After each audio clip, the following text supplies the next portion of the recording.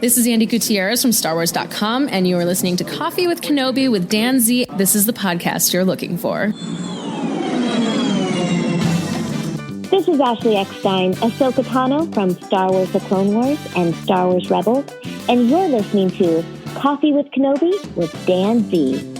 Hello, my friends, and welcome to Coffee with Kenobi, show number 554. This is your weekly spoiler-free place for Star Wars community and conversation.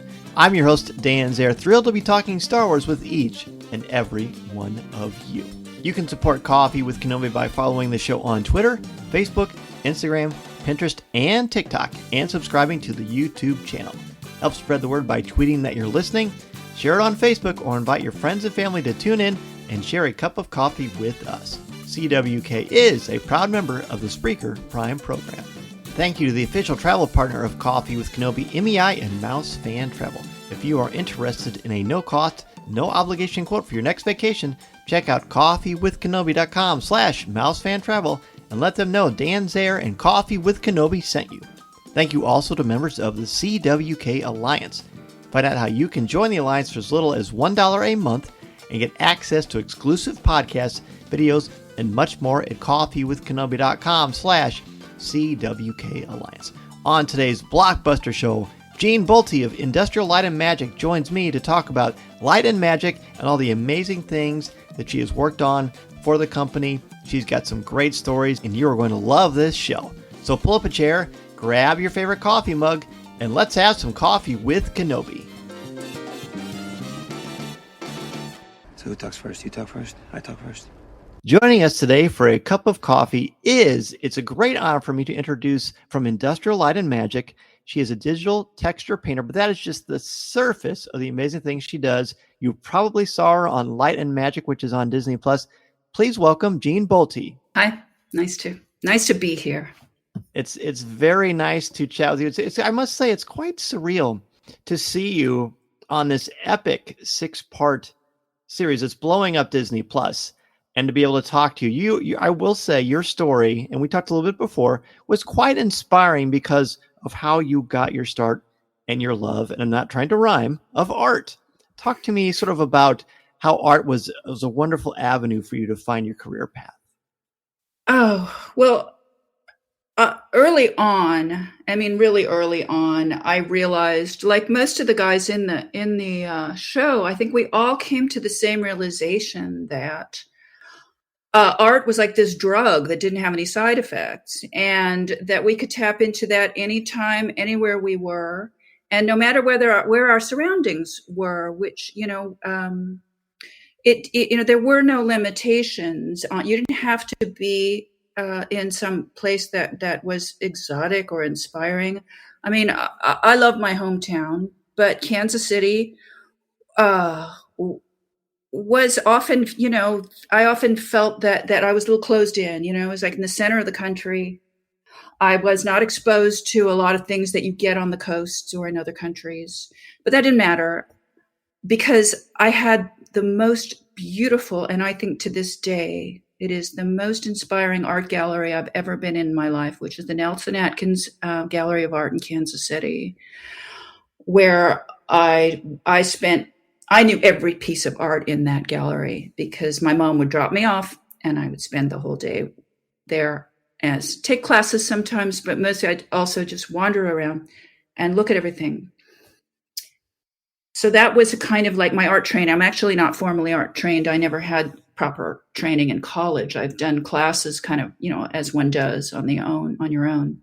But my grandmother was the one who showed me what it was like to be in a studio. She had a studio in her house that was just a makeshift space, but it had light on 3 sides, and it had I think it even had Oriental rugs on the floor. My grandmother had an ocelot and a series of monkeys. She had an alligator.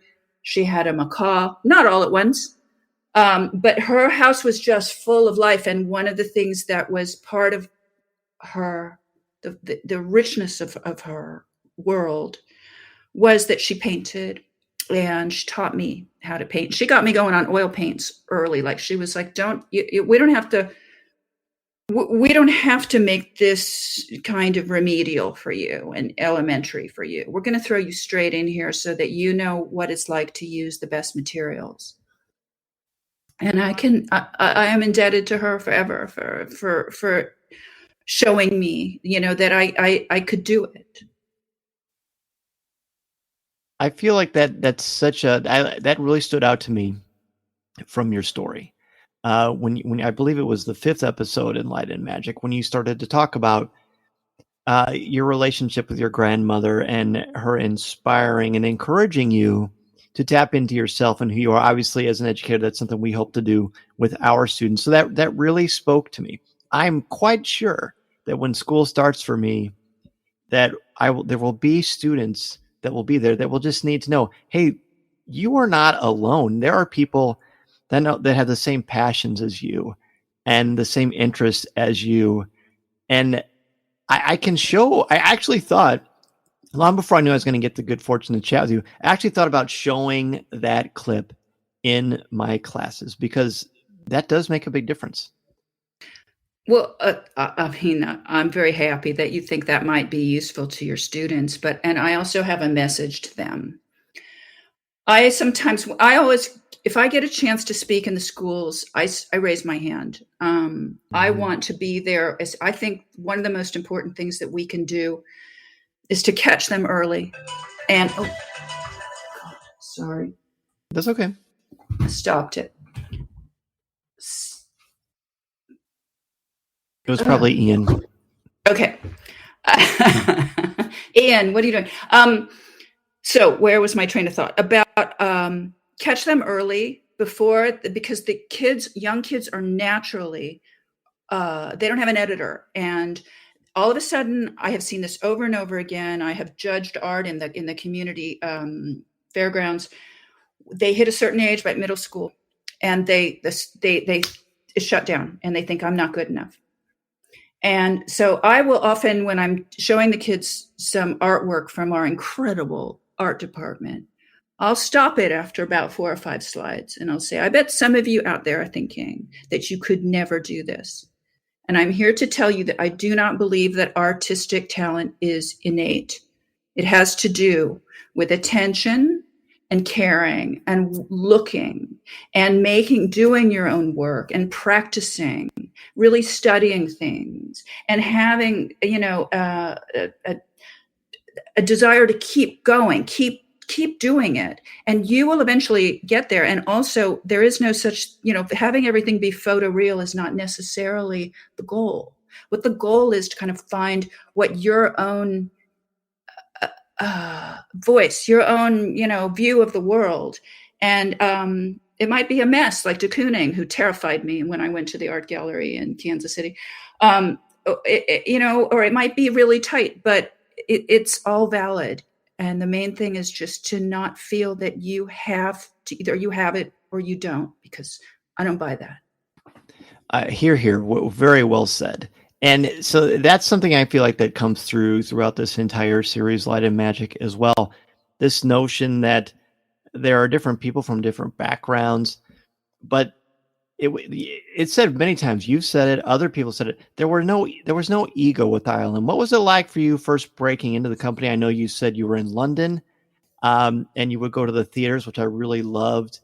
And then you found your way to ILM. What was that path like for you? Oh, well, so, I was working with the Jim Henson Company primarily. I was freelancing. So as soon as you had a show or had a job to do, you would be part of kind of a band of gypsies, and you'd all work on that at Elstree Studio or Pinewood Studio or Bray or whatever the different studios were. And then when the show was over, you were done. And so there was a constant kind of reshuffling. And I was utterly shocked by several things when I got to ILM. I could go through a list. One of them was the fact that it was semi-steady work, like the same people were getting work. And so they became like a family. Mm-hmm. And if you had, you might have there was a lot of break in service, but you kind of had a sense that if you were one of the group, the gang, that you'd be called back, eventually, if you just hang on, long enough to kind of, keep paying your rent, you'd come back. that was a wonderful thing. And the stagehands used to call it the country club because it was, this luxury of having some steady work. The other thing was that had been used to seeing a fair amount of abuse of women verbally, because this was before Anita Hill, and also the unions were very strict in London. And so I was often subjected to just got used to it. I just thought they were being stupid. You'd go out and a woman, oh my God, it's a woman on the set, from these guys up on their catwalks, far away, right? Cowardly up there. Yes. And I got to ILM and they were incredible gentlemen on the set, the stagehands.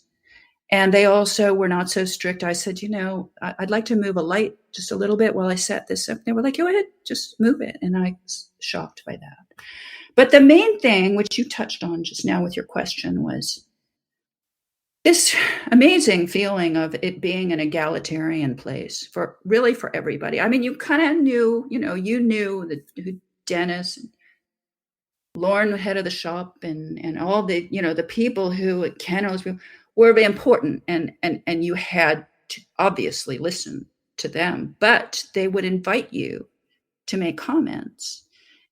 And there was just this sense that we were all really equally capable of having an opinion, and that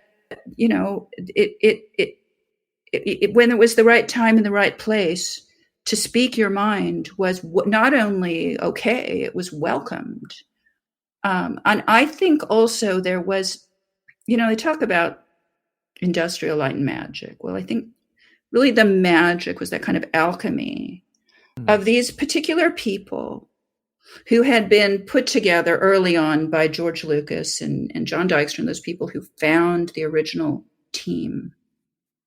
Those people really set the bar very high, and not just in terms of the quality of the work they were doing and their dedication, but also in terms of their lack of ego and their kindness.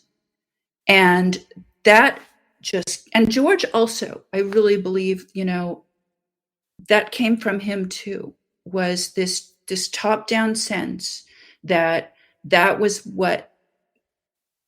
that's what made ILM what it was that mentality, in addition to being at the top of their game. And you had to be good if you were going to work there. I mean, they didn't, you couldn't just get a job and find your way into being useful. You had to be good. And we all knew that, we carried our heads high. We knew that, but we also really felt that it was about the fact that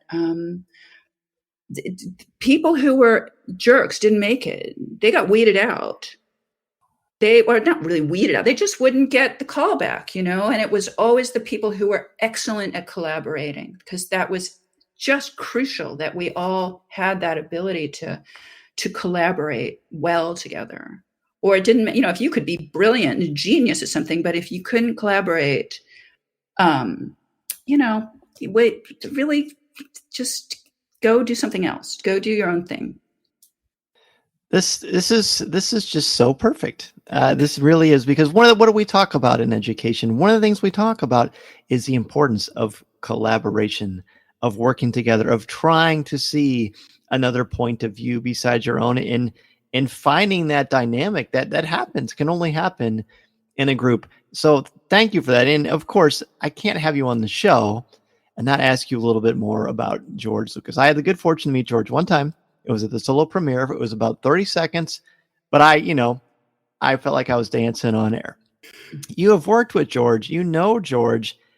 What I keep hearing, and you spoke on this just now, the magic, a lot of it was the collaboration, the camaraderie, the family thing. And that has to trickle down from somewhere. George Lucas, it seems like, from what I've gathered, is he was just really good at finding good people. Can you speak to that a little bit?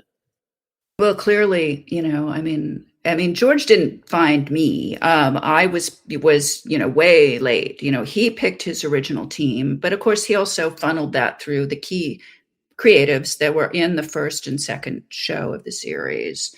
And also look at his casting. Look at the people who were in American Graffiti. Those, so many of them went on to be huge stars. He had an eye for that. And I can't say what that was. He had an instinct. I think he just had an instinct.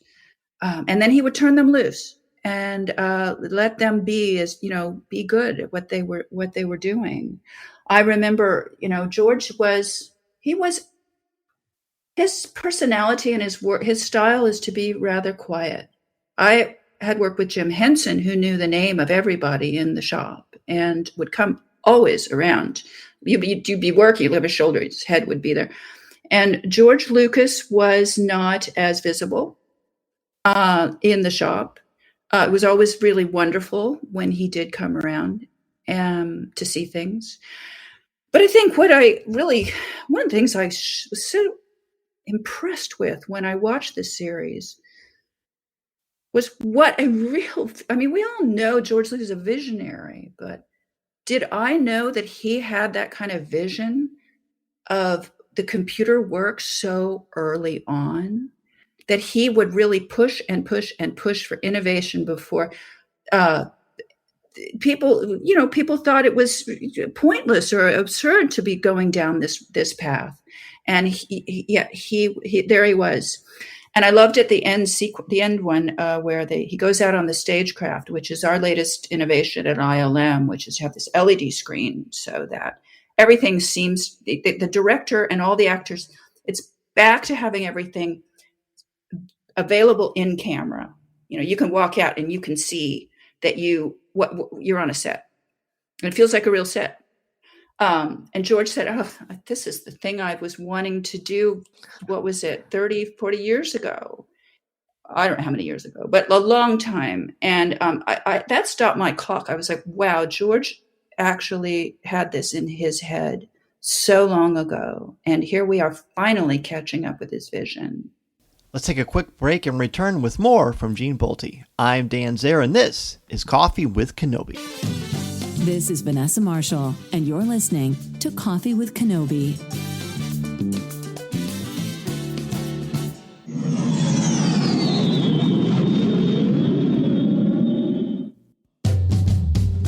So you obviously worked with him on episode 2, Attack of the Clones. We go from morphing. I love that Dennis says we've been spelling morphing wrong. It's actually MORF. I didn't even know that. Isn't that great? And so then you do this amazing work, and I like that you said, when it came to like the furry creatures, that was something that was one of your layers of expertise. How did that come about? In London, I was lucky enough to be part of a team of people, and they were teaching me to do some very innovative work with fur transfer. So what the process which was briefly described with white glue was an old taxidermy technique that they used to use wax. And so basically what you would do is take the fur,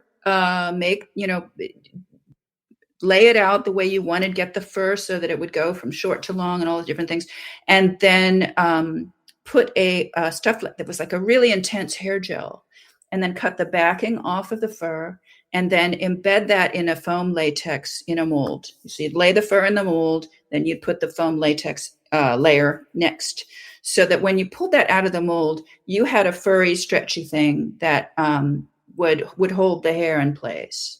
So I had a fair amount of time with that. And then I just got to be known that was my little corner, because everybody freelance, you have hopefully multiple skills, but you might have your kind of area that was yours. And I got to have a reputation for really loving to work with animal models, miniatures, costumes, what have you. And so that was how I was lucky enough to get selected to work on Willow and come over to California and do that. And where you were part of one of the most innovative and important moments in the history of visual effects, which transitions you to a lot of things, but eventually you are running some very important, powerful things in episode 2. What was it like to work on? I mean, we knew episode 1 had already come out. It was a massive success. Financially, it was a huge success, and people love it. And Ewan McGregor came on Coffee with Kenobi a few months ago, and he said, hey, the fans' reactions to the prequels are why we're doing Obi-Wan Kenobi. Talk about working on episode 2 and being a part of such an amazing story.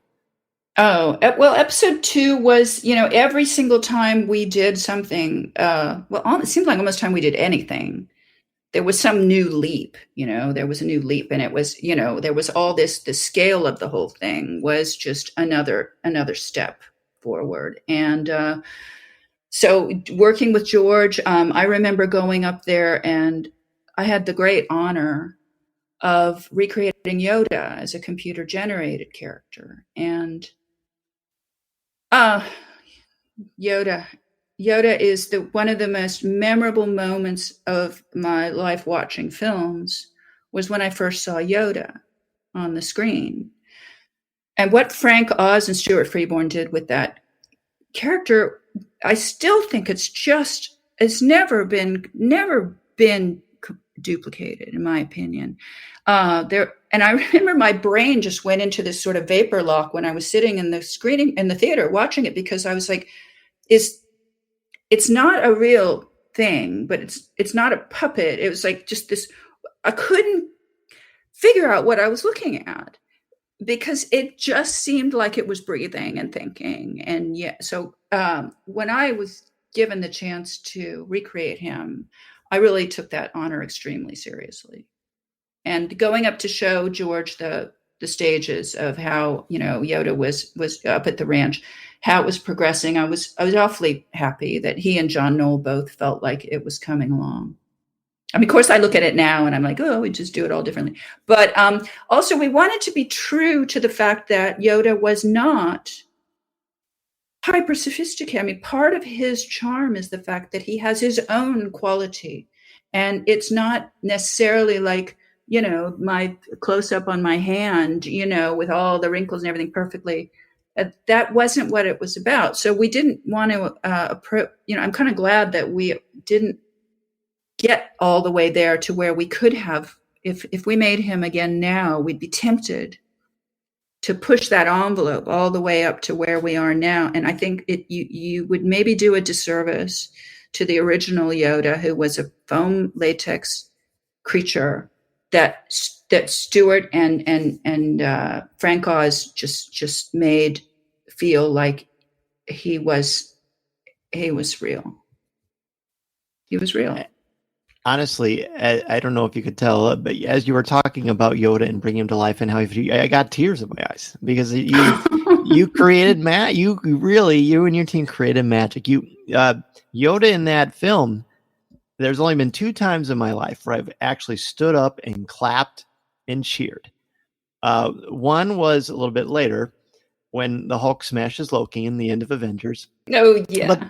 But the other time is when Yoda comes out at the end of episode 2. So you helped to create so much joy for so many people. What is it like when you were first in a theater and you heard people erupt seeing Yoda in episode 2? Well, I mean, you're asking somebody who's going to only see what they would change. They're only, I can step back and I can love the stuff that I work on. I can. Mm-hmm. Yes. I can do that. But I do remember looking at it and thinking, oh, I wish I'd just done that a little bit differently. So the humility is inspiring to me. I can tell you, I love what you work on unabashedly. Oh, thank you. Thank you. It's going to always, what is the saying? It's never finished. It's abandoned. I mean, you just have to, you get to a point where you have to walk away. And that's kind of how we are every day with our work. We're hired at ILM because of, not because of 0 to 80%. We keep our jobs at ILM because we go from 80 to 100, but that 80 to 100 is what takes often far longer than the first chunk of the work, just to get those details and to keep caring about it, That makes sense. I've heard Steven Spielberg plenty of times say that the only movie that he can watch that he did was Raiders of the Lost Ark over and over again, because otherwise he just looks at things and thinks what he wish he would have changed or tweaked. Is there a certain work that you have where you think, you know what, that was it? I would never need to do anything with that one. That was it. I have a friend of mine, Steve Walton, who I work with. I don't remember which one of us coined the phrase. It was probably him. But that when you look at on the screen and you can smell it, that's when you're getting somewhere. Ooh. And so, yeah, once in a while, there is that sensation of having, going, okay, yeah, I think that was that shot anyway was pretty good. I have a couple of my moments in Thor Ragnarok where he's in the arena, the Taika Waititi directed version of not this one, the one before, sure. Where I felt, the sweat was on him and his gladiator costume looked pretty good. And I kind of felt like, okay, that felt good to me. I'm trying to think of some of the other things. There was a moment in the recent Jurassic Park where I worked on the one of the dinosaur with it, the Parasaurolophus, and he's kind of fighting and he's being tamed, and there was some moments there. I mean, going back in the past, that's a question I'd have to really think hard about, because I'm sure that goes back. The model shop, there were things in Hook where I worked on, and with so many beautiful shots. But often, why? It's because it's not me that made it look beautiful. We are such a big team of people that the compositors, the people who come after me, who drop the thing into the scene and make sure that it's beautifully lit and take care of all those little details. I'm indebted to those people because they take the stuff that I do and make it look good. And the animators too, everybody's their parts all play a part. So, I can't actually often take credit if something really looks great. It's only because I had a part in it, not because I nailed it. I love that. I think that yet again, you are inspiring me, and I have no doubt our listeners. So lastly, I want to be very respectful of your time. You've been so gracious with, and I thank you. I love, and I feel like you've talked about this throughout, but talk to me about the excitement of working in visual effects today. Visual effects today is still something that I get up and I look forward to getting to work. It's the model shop had a certain excitement because you go in there and you were, physically with a team of people, and we were all family, kind of battling it out together. But yet I think that at ILM that is still very much the case. And even, with the computer graphics and even working from home because of COVID, I'm actually going into work now a little bit one day just to be back and I'm trying to get my friends to come in. I'm like, come on, I miss you. But I'm lucky enough to work on the next Indiana Jones right now. And I'm with some people who have been at the company a long time too. I've been there I've lost track, 34 years or something. And there are people on the show, a lot of people in the show who've clocked up 20 years and more. John Knowles working on it, who and Robert Weaver, our effects supervisor. Anyway, the sense there is very much like these are my people. These are my friends, and I really want to get in there. I don't want to disappoint them. I want to be able to carry my weight. And when I see, it's all about the render. And if I have a good render in the morning, I'm having a good day. Meaning what I see on the results of my work or the results of our collaborative work. And if I don't, I'm having a terrible day. And I won't stop, until we turn it around. But I really do feel like there is, ILM is, I've heard this from many people who've gone to other companies, who have come from other companies, that our culture at ILM is incredibly supportive. And that is the reason that I still love what I do. I don't think we could end it on any better of a note. Jean, what a pleasure. Thank you so much for sharing your stories. And of course, your amazing talents. You've given us a lot to think about and a lot to everybody listening, find your passion, find your job. I say that to my students all the time. And don't settle for anything less, not only from your best, but from your peers. You work together, you can achieve so much. Jean, thank you so much for being a guest on Coffee with Kenobi. Oh, thank you. Thank you, Dan. It was such a pleasure to talk to you. Listening to Coffee with Kenobi, you are, with Dan Zehr, the podcast you're looking for. This is...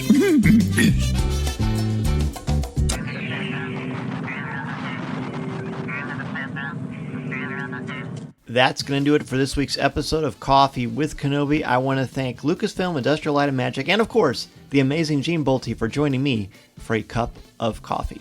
I also want to thank the official travel partner of Coffee with Kenobi, MEI and Mouse Fan Travel at coffeewithkenobi.com/mousefantravel. This is your place to go for a no-cost, no-obligation quote so you can get an idea of what your vacation might look like and not feel pressure to have to pull that trigger if you're not ready.